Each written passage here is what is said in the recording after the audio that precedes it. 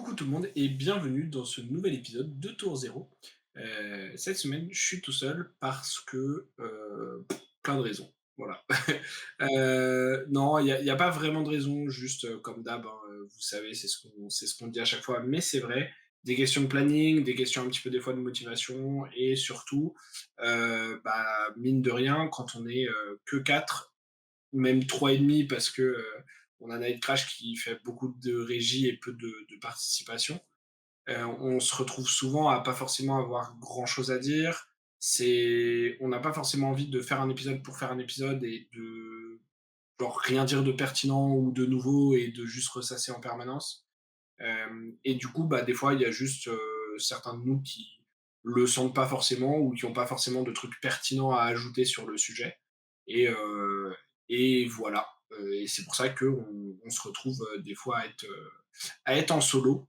Des fois, on est en duo. Et puis, des fois, on sera peut-être même en trio, banger.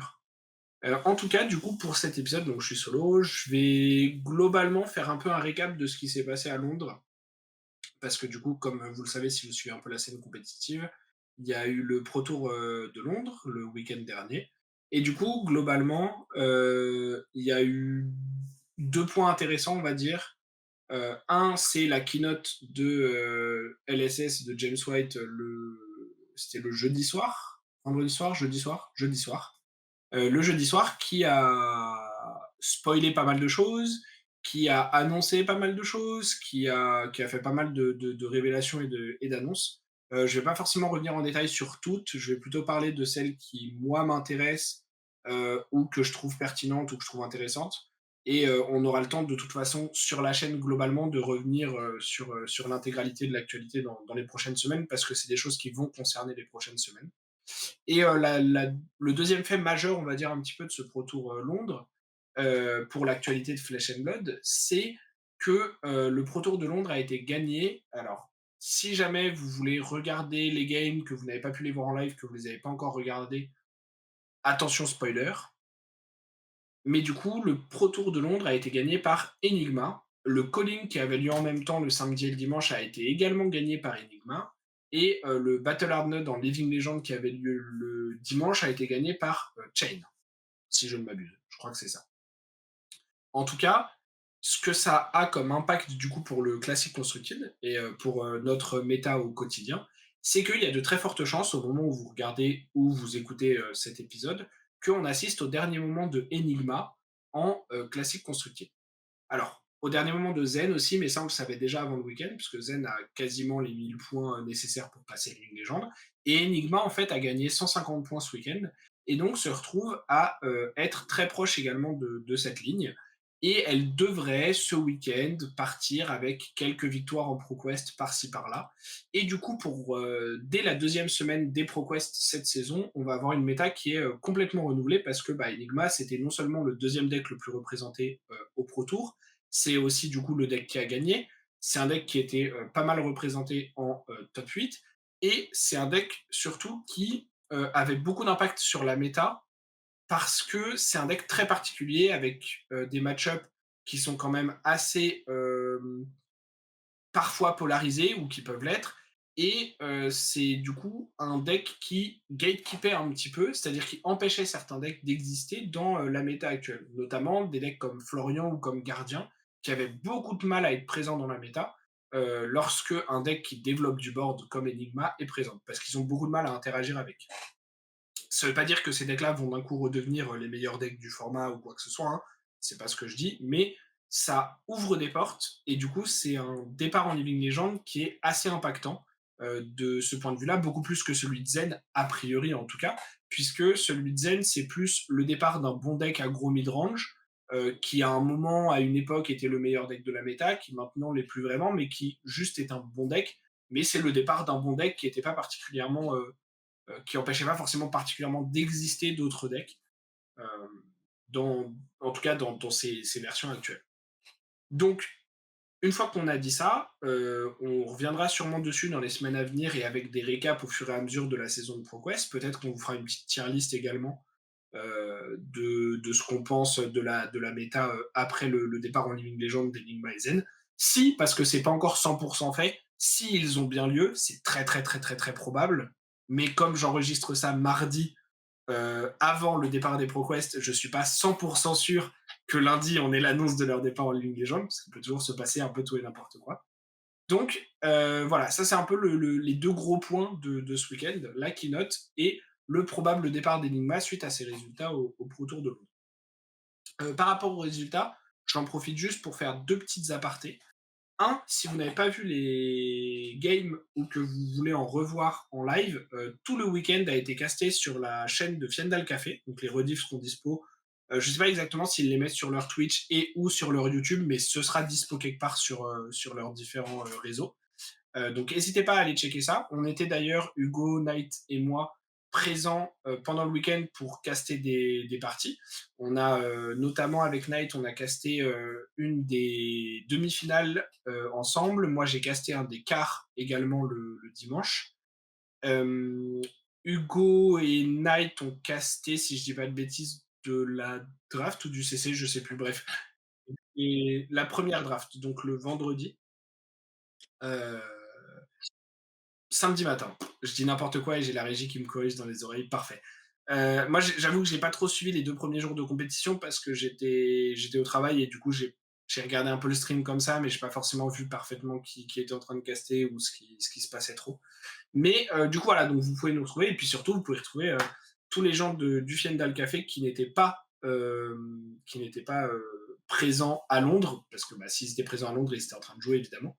À savoir qu'il y avait aussi quelques autres personnes, créateurs de contenu français, comme Kitchen Film TCG par exemple, qui sont venus. Je crois qu'il y avait Leroy Panda aussi. Donc il y avait pas mal d'invités, ce qui était super cool. Il y a plein de gens d'ailleurs qui ont envoyé des messages, que ce soit dans le chat ou même à nous a posteriori, en disant que c'était super cool de voir un event avec autant de créateurs de contenu différents et que c'était très sympa. Et voilà. Petite astérix d'ailleurs, si jamais il y en a qui ne sont pas au courant, Fiendal Café, c'est anciennement Heavy Hunters. Et du coup, c'est cette chaîne Twitch avec plein de gens dessus, des super joueurs, des super gens, qui font beaucoup de live sur Twitch, qui couvrent plein de sujets, et qui font souvent des recasts des grosses compétitions en français sur leur chaîne, et qui du coup ont récemment changé de nom et s'appellent maintenant Fiendal Café. Et du coup, c'est pour ça que je dis Fiendal Café, mais voilà, vous les connaissez déjà, hein, c'est pas une nouvelle chaîne qui vient d'apparaître, c'est les mêmes personnes, c'est le même contenu, la même qualité. Euh, et du coup, voilà, vous pouvez retrouver ça sur leur chaîne. Et il y a d'ailleurs une des games qui est, si je dis pas de bêtises, le quatrième quart de finale, je crois, qui est celui de Pablo Pintor. Pablo Pintor, qui est d'ailleurs la personne qui a gagné le Pro Tour. C'est sa deuxième victoire en Pro Tour.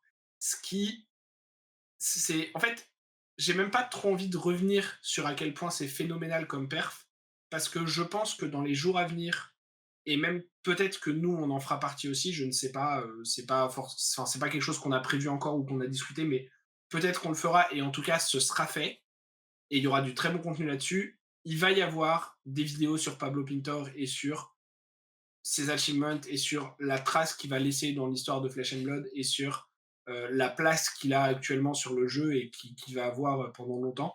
Parce que ce qu'il a fait, c'est tout bonnement phénoménal. Il a, sur les 6 Pro Tours auxquels il a participé, il en a top 8 3 et il en a gagné 2. Voilà. Je pense que ça. Je pense que voilà, il n'y a pas besoin de. Il est juste trop fort.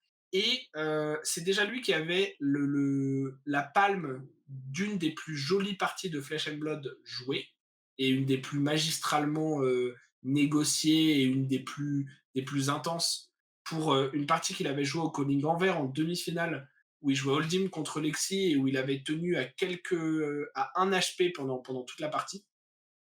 Et là, il a re-signé une game qui est incroyable contre Léo qui est canadien, enfin qui est français, qui vit au Canada, si j'ai bien compris ce qu'on disait pendant le stream. Et en gros, Léo qui jouait Prism, et du coup Prism Enigma, et la game est folle, et honnêtement, c'est probablement une des meilleures parties de Flesh and Blood que j'ai vues, en termes d'émotion, en termes de play, en termes de ce qui s'y passe et tout. Donc je vous invite à la regarder si vous ne l'avez pas vue. Encore une fois, sur la chaîne de Fiendal Café, vous pouvez la retrouver en rediffusion. Elle était super cool, et franchement, enfin, un grand moment de Flesh and Blood. Une fois qu'on a dit ça, Donc ça, de toute façon, voilà, le gameplay en soi du Pro Tour Londres, je pense qu'il y a des gens qui feront des récaps plus intéressants que les nôtres parce que nous, on n'y était pas. Donc c'est pour ça que je veux pas forcément trop rentrer dans le détail du top 8, de la méta, de tout ça, parce que des gens comme Enki qui étaient sur place feront sûrement des récaps sur la chaîne de Fiendal Café. Nous, on verra peut-être à un moment donné, s'il est chaud, pour inviter des gens comme Arthur ou Tom pour venir passer une tête et en parler un petit peu. Donc il y aura du contenu en anglais comme en français sur la méta, les résultats de ce Pro Tour. Moi, ce que je voulais, c'était surtout, par rapport à l'actualité, parler du fait que comme Enigma avait gagné le Pro Tour et le Calling, elle allait probablement partir avec les ProQuest. Cela étant dit, il y a eu la keynote également. La keynote qui a apporté beaucoup, beaucoup de choses. Encore une fois, comme je vous disais, je ne vais pas forcément revenir dans le détail de tout parce qu'il y a des choses que j'ai un peu oubliées, qui sont un peu passées. Bon, voilà. On a eu en premier lieu pas mal de spoils de cartes pour la prochaine édition, pour Aesis donc. Que ce soit des spoils de visuels, on sait maintenant que certaines cartes seront Legendary ou que certaines cartes existeront en Marvel ou ce genre de choses, ou que ce soit juste des cartes qu'on n'avait pas forcément encore vues et donc des nouvelles cartes avec des nouvelles mécaniques potentiellement ou juste, voilà, juste des nouvelles cartes et il y en a qui ont l'air très fortes. Moi, honnêtement, je suis légèrement inquiet sur le power level de ce qu'on voit pour le moment pour l'édition. J'ai un peu peur que l'édition soit plus proche de Part the Mistveil que de The Undead ou de Rosetta en power level. Et que ça refasse une méta qui soit pas forcément super saine pour les nationaux. Mais bon, on verra, on n'y est pas encore. Hein, on a le temps de voir beaucoup de cartes et de voir plein de choses. Euh, donc, des cartes de l'édition Aces. On a vu également des cartes, quelques nouvelles, mais notamment aussi des versions de Marvel, de cartes gardiens qui arriveront dans le Mastery Pack de cette année, qui arrive en août, si je dis pas de bêtises, qui est du coup un produit qui est annoncé depuis longtemps, qu'on connaît depuis longtemps. On n'a pas vraiment eu, si je dis pas de bêtises, beaucoup plus d'informations vis-à-vis du produit. On a vu quelques visuels de cartes, on a vu qu'il y aura des Seismic Surge Marvel qui ont l'air magnifiques. Donc le produit a l'air super cool si vous êtes un fan de gardien ou que vous voulez vous intéresser ou commencer la classe. Euh, c'est pas forcément quelque chose qui parlera à tout le monde, mais c'est un peu le cas de toute façon des éditions dans Flesh and Blood, puisque euh, comme on n'a pas toujours toutes les classes, en fait, il y a tout un tas de moments où vous pouvez, entre guillemets, skip quasiment une édition entière parce qu'il y a deux trois génériques que vous allez prendre, mais ah bah je joue pas ninja, je joue pas assassin, je joue pas ranger, bah je passe à outsiders parce qu'en fait il y a pas grand chose qui m'intéresse dedans. Donc ça, c'est pas nouveau. Mais voilà, l'édition pour les gens qui aiment Gardien a l'air super cool et on espère que surtout ça donnera des options à Gardien pour battre des match-ups plus compliqués ou pour orienter un petit peu leur playstyle dans d'autres directions et que ça permettra de renouveler un petit peu la classe qui est un peu au point mort depuis un moment parce que elle a trop de faiblesses intrinsèques pour le Flesh and Blood actuel, je pense. Maintenant, il y a un truc qui est intéressant avec ce Mastery Pack. Alors, je ne sais pas exactement à quel point c'est lié parce que si je regarde vite fait les visuels, euh, il y a un truc qui s'appelle le Smash Palace. Le Smash Palace, j'ai l'impression qu'il y a dedans des boosters. Alors, je sais pas, j'arrive pas à voir si c'est. Bah, si, dedans il y a des boosters du Mastery Pack Gardien. Donc je sais pas à quel point c'est le Smash Palace, pardon, pour dire ce que c'est.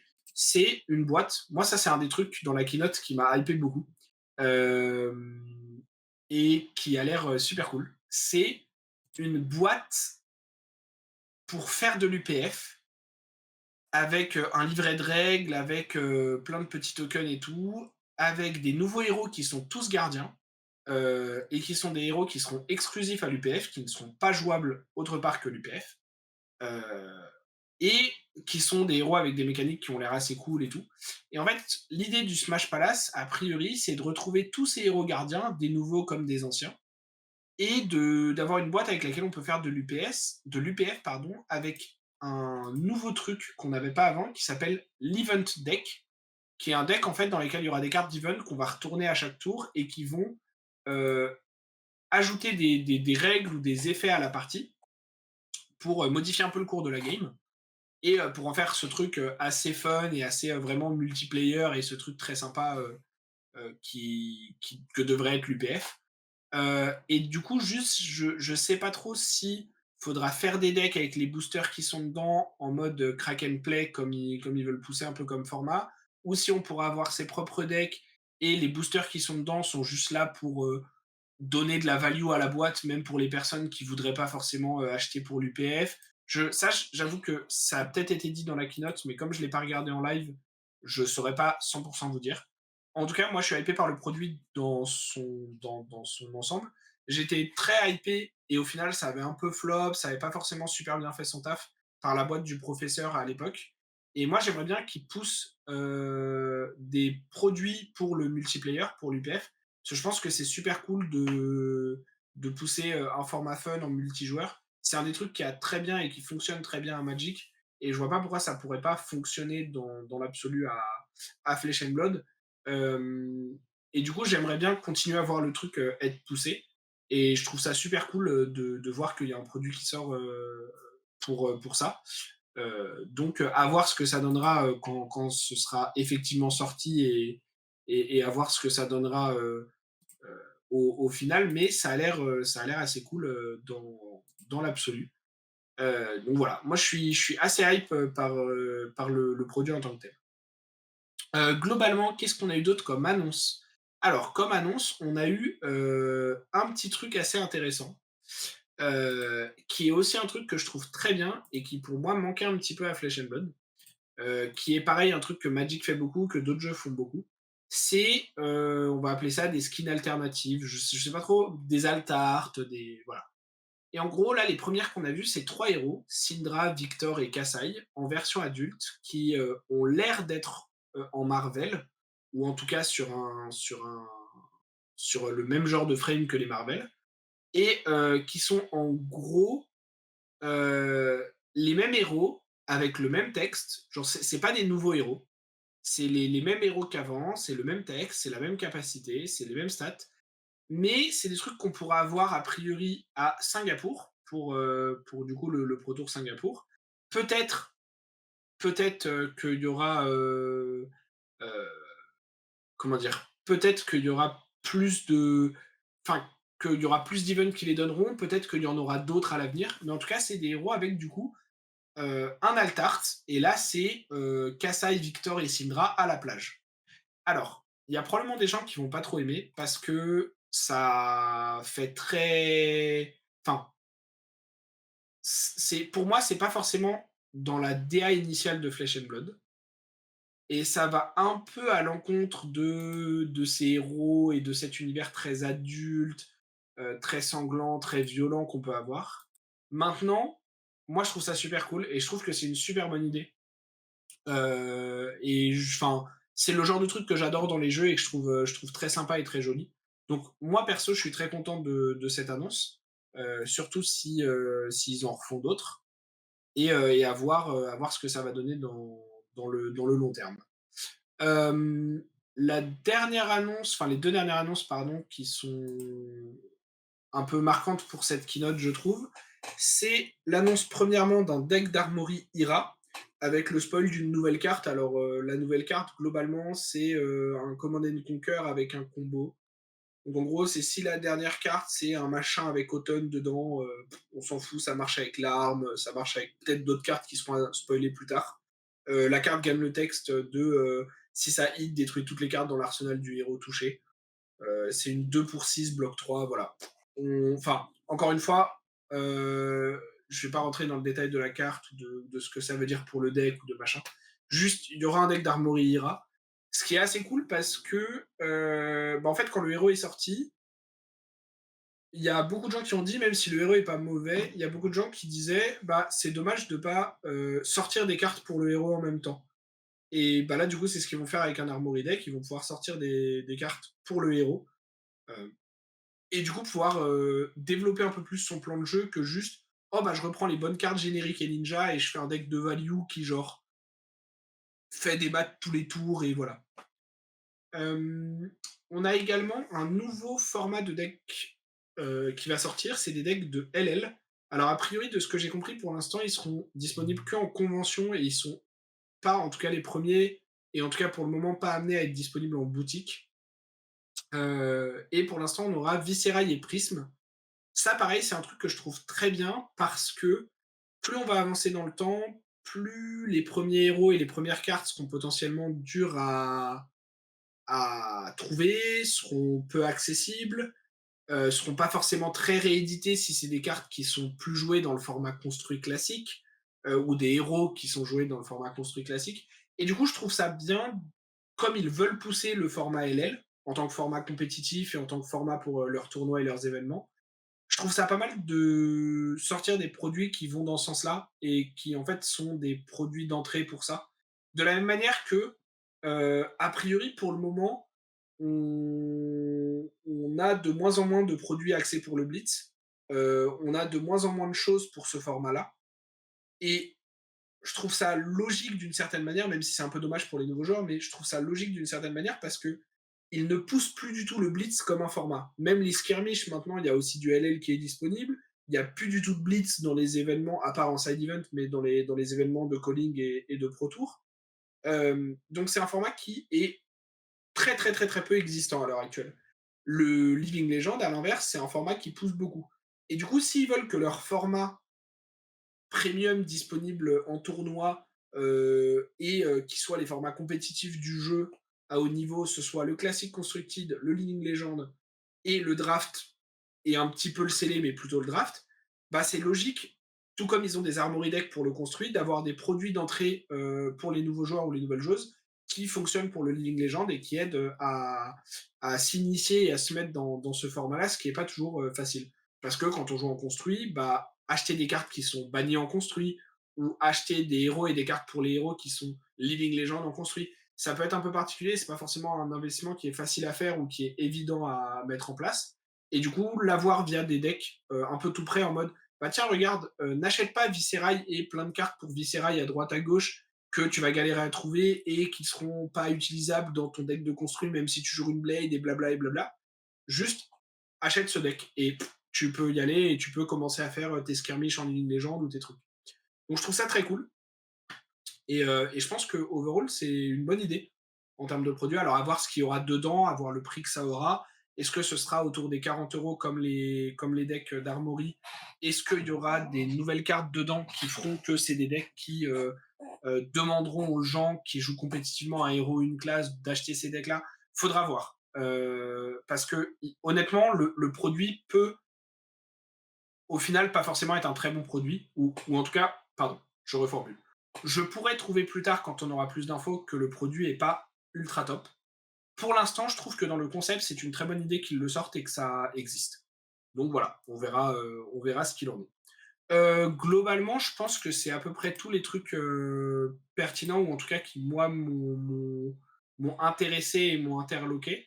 Globalement, moi, j'ai suivi la keynote principalement via les spoilers et les trucs qui étaient révélés en termes de cartes et de tout ça.